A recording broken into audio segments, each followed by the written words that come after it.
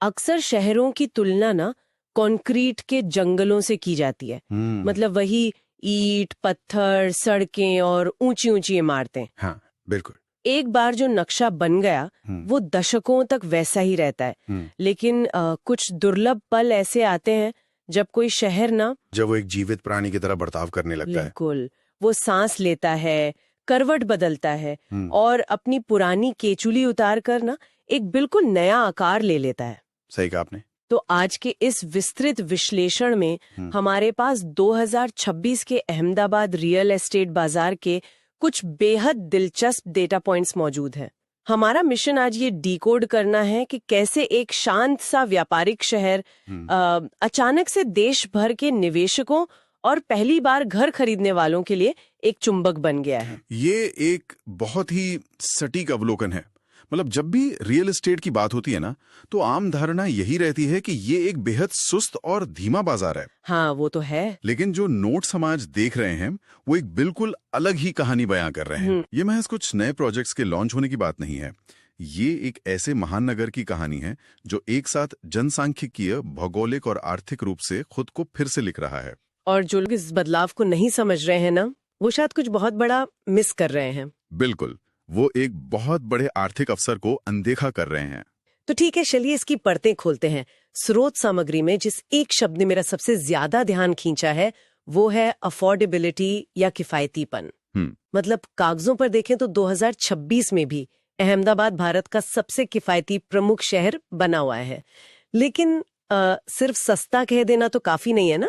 इसके पीछे का असली गणित क्या है? देखिए, अगर हम इसे बड़े परिदृश्य से जोड़कर देखें तो ये किफायतीपन कोई सामान्य बात नहीं है।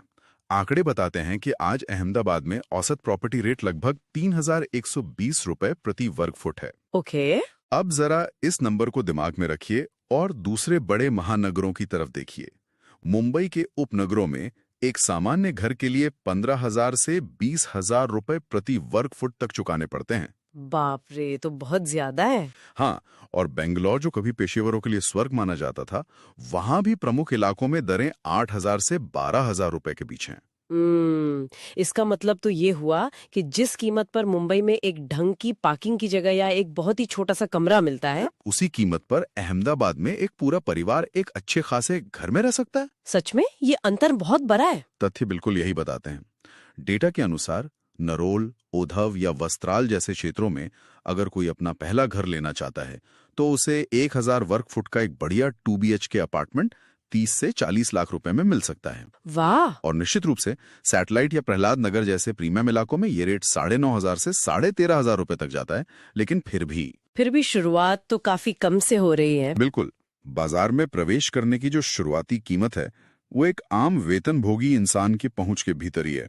लेकिन यहाँ पर बात सच में बहुत दिलचस्प हो जाती है। हमारे नोट्स में एक बहुत ही चौंकाने वाला आंकड़ा है। कौन सा? Q1 2026 में, यानी इस साल की पहली तिमाही में ही घरों की मांग में 21.4% का एक भारी उछाल दर्ज किया गया है। ये एक बड़ा नंबर है। हाँ, मतलब ये कोई सामान्य वृद्धि तो है नहीं। चलिए इसे थोड़ा डिकोड करते हैं। क्या ये बाजार एक लिमिटेड टाइम फ्लैश सेल की तरह बर्ताव कर रहा है?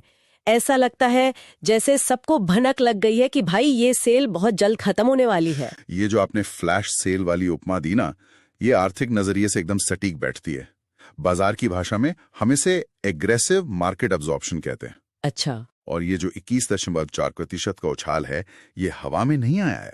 ये इस बात का पक्का प्रमाण है कि बाजार ने ये भांप लिया है कि दूसरे शहरों और अहमदाबाद के बीच का जो ये इतना विशाल प्राइस गैप है, वो हमेशा के लिए तो रहने वाला नहीं है। बिल्कुल नहीं।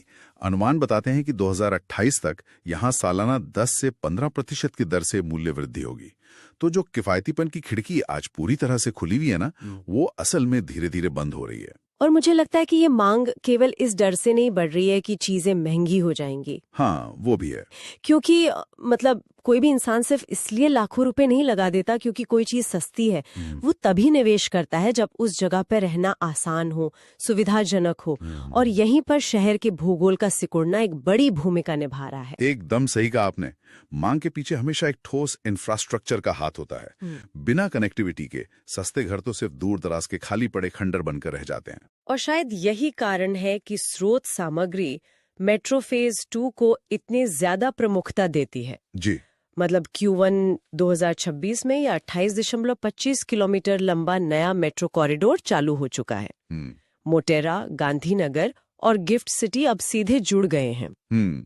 अब यहाँ एक आम सोच ये होती है कि मेट्रो सिर्फ सफर का समय कम करती है, लेकिन मैं सोच रही थी ये असल में ना वैल्यू को एक जगह से उठाकर दूसरी जगह ट्रांसफर कर देती है। ये एक बहुत ही महत्वपूर्ण आर्थिक सिद्धांत है, वैल्यू ट्रांसफर। जब भी कोई नई मास ट्रांजिट प्रणाली शुरू होती है ना, तो वो केवल लोगों को नहीं ढोती। तो और क्या ढोती है? वो आर्थिक संभावनाओं को भी ढोती है। चलिए इसे एक उदाहरण से समझते हैं। मान लिया जाए कि कोई व्यक्ति चांदखेड़ा में रहता है। अब कुछ साल पहले तक शहर के मुख्य व्यावसायिक केंद्रों तक पहुंचना उसके लिए रोज का एक बड़ा संघर्ष रहा होगा। बिल्कुल, घंटों ट्रैफिक में फंसना। हाँ, लेकिन अब उसी व्यक्ति के पास एक शानदार वातानुकूलित मेट्रो है जो उसे कुछ ही मिनटों में उसके गंतव्य तक पहुंचा देती है। सफर का तनाव बिल्कुल खत्म। तो क्या इससे चांदखेड़ा जैसे इलाकों की धारणा और कीमत दोनों में रातों रात बदलाव नहीं आ जाएगा? 100% बदलाव आएगा, और मजे की बात यह है कि डेटा इसी बदलाव को प्रमाणित कर रहा है। अच्छा। हाँ, चांदखेड़ा अब पहली बार घर खरीदने वालों के बीच सबसे आकर्षक विकल्प बन गया है। क्योंकि वहाँ किफायतीपन और विश्व स्तरीय कनेक्टिविटी का एक दुर्लभ संगम मिल रहा है। और ये बात सिर्फ एक इलाके तक सीमित नहीं है। नोट स्पष्ट करते हैं कि कोबा सर्कल, रायसन और इन्फो सिटी के आसपास के मेट्रो स्टेशनों वाले क्षेत्रों में अगले 18 महीनों के भीतर 18 महीनों में? जी, सिर्फ 18 महीनों में 15% का प्राइस इम्पैक्ट यानी मूल्य वृद्धि होने का अनुमान है। ये तो बहुत ही सीधा और स्पष्ट संकेत है कि भाई जहां से मेट्रो गुजरेगी वहां की जमीन की कीमत अपने आप बढ़ जाएगी। मतलब दूरी अब किलोमीटर में नहीं बल्कि मिनटों में मापी जा रही है। और यही ट्रांजिट ओरिएंटेड डेवलपमेंट का असली जादू है। लोग अब इस बात की बिल्कुल परवाह नहीं करते कि उनका घर शहर के केंद्र से 15 किलोमीटर दूर है, बशर्ते वो 20 मिनट में अपने दफ्तर पहुंच सकें। बिल्कुल सही। तो इस सब का असल में क्या मतलब है? ट्रेनें चल रही हैं, दूरियां मिट रही हैं, लेकिन ये हजारों लोग हर सुबह इन ट्रेनों में बैठकर जा कहाँ रहे हैं? कोई तो ऐसा केंद्र होगा ना जो इस पूरी भीड़ को अपनी ओर खींच रहा है।